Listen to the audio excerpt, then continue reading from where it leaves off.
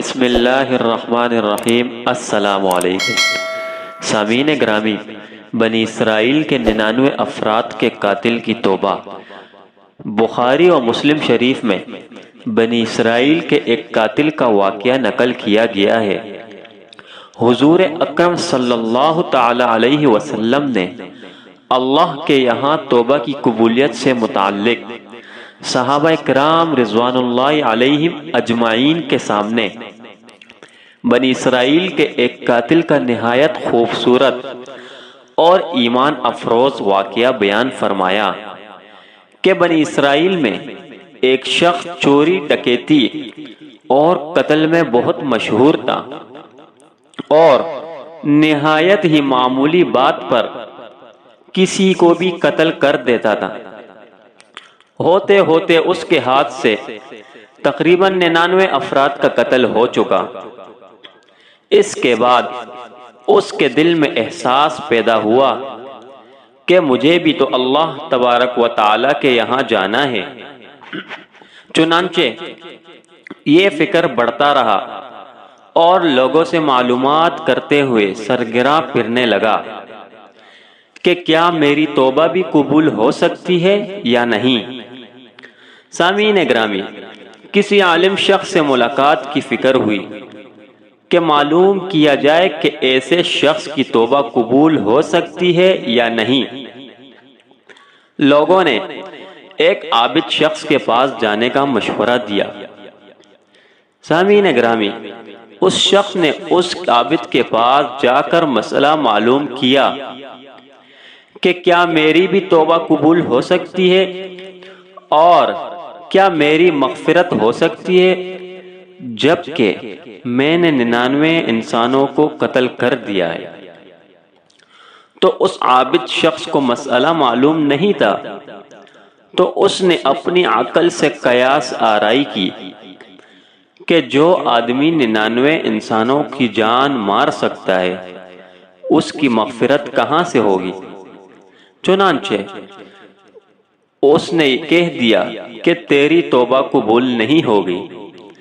تو اس قاتل شخص کو غصہ اور جلال میں آ کر اس نے اس عابد کو بھی قتل کر کے 100 قتل پورے کر دیے اور کہنے لگا کہ جب میری توبہ قبول نہیں ہوتی ہے تو لا تجھے بھی ختم کر کے 100 قتل پورے کر دیتا ہوں۔ چنانچہ اس نے 100 قتل پورے کر دیے، مگر اس کے دل میں تردد باقی رہا کہ کیا میری مغفرت کی کوئی شکل ضرور ہوگی۔ اس لیے اس نے لوگوں سے پھر سے معلومات کا سلسلہ جاری کر دیا کہ روئے زمین میں سب سے بڑا عالم کون ہے۔ اس عالم سے جا کر میں معلوم کروں گا کہ میں نے 100 انسانوں کو قتل کیا ہے تو کیا میری توبہ قبول ہوگی۔ وہی کوئی بڑا عالم صحیح مسئلہ بتا سکتا ہے۔ آخر لوگوں نے اس کو بتلایا کہ فلاں جگہ ایک بہت بڑا عالم رہتا ہے، اس سے جا کے معلوم کرو۔ چنانچہ اس قاتل نے اس عالم صاحب کے پاس جا کر اپنی زندگی کی کارگزاری سنائی اور 100 آدمیوں کو کس طرح سے قتل کیا ہے سارا کارنامہ بتا کر معلوم کیا کہ اب بتلائیے کہ میری توبہ قبول ہو سکتی ہے یا نہیں۔ کیا اللہ تعالیٰ کے یہاں مجھ جیسے گناہگار کے لیے بھی مغفرت کا کوئی خانہ ہے۔ سامعین گرامی، اس عالم صاحب کو چونکہ علم تھا تو اس نے بتلایا کہ تیرے گناہ معاف کرنے میں اللہ کے یہاں کیا رکاوٹ ہے۔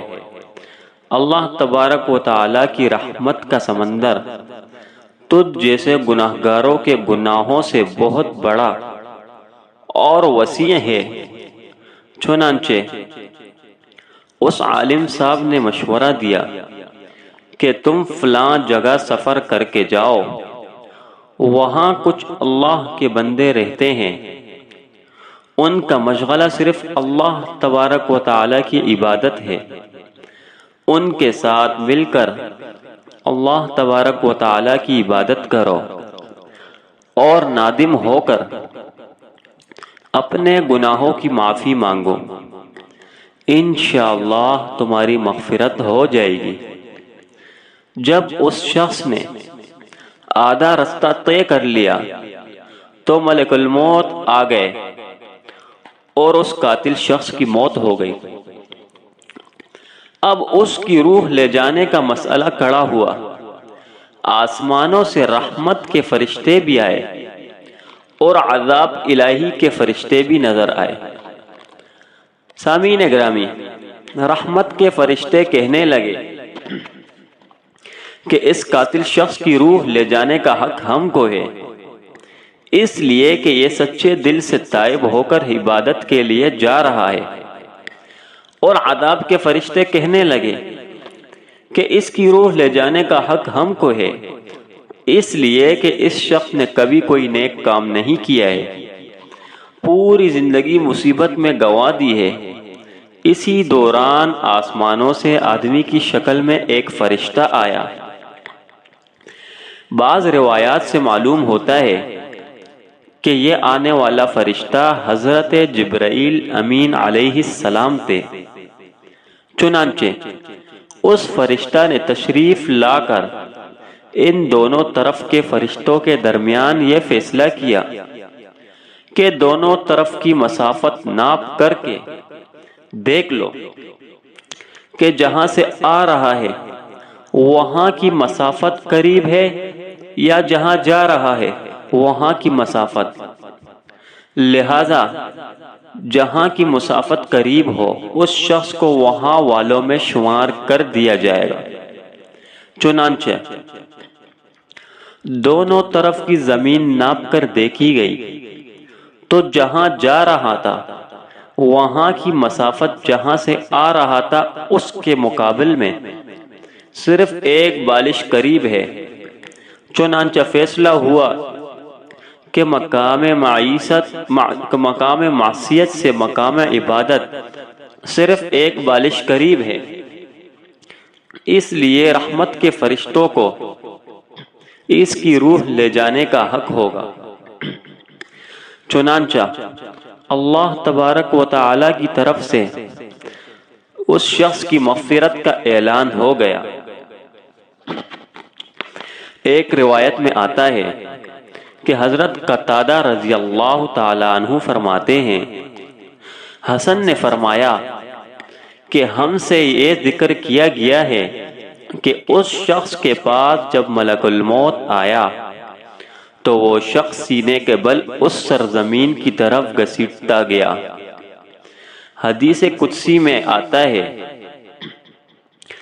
کہ میں اپنے بندے کے ساتھ اس کے گمان کے مطابق ہوتا ہوں اور وہ مجھے جہاں بھی یاد کرے میں اس کے ساتھ ہوں۔ بخدا اللہ تبارک و تعالی اپنے بندے کی توبہ سے اس سے زیادہ خوش ہوتا ہے جتنی خوشی تم میں سے کسی ایسے شخص کو ہوتی ہے جس کا جانور بیاباں میں گم ہو کر پھر اسے مل جائے۔ اور جو شخص ایک بالش میری طرف آتا ہے میں ایک ہاتھ اس کے قریب ہو جاتا ہوں، اور جو شخص ایک ہاتھ میرے قریب آتا ہے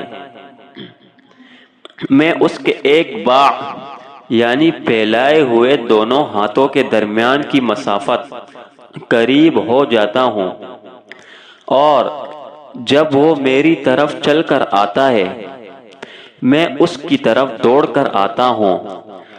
کتاب التوابین بحوالہ بخاری شریف۔ سامعین گرامی، حاصل معلوم ہوا کہ انسان جب بھی سچے دل کے ساتھ توبہ کرے گا تو اللہ تبارک و تعالی ضرور قبول فرمائیں گے۔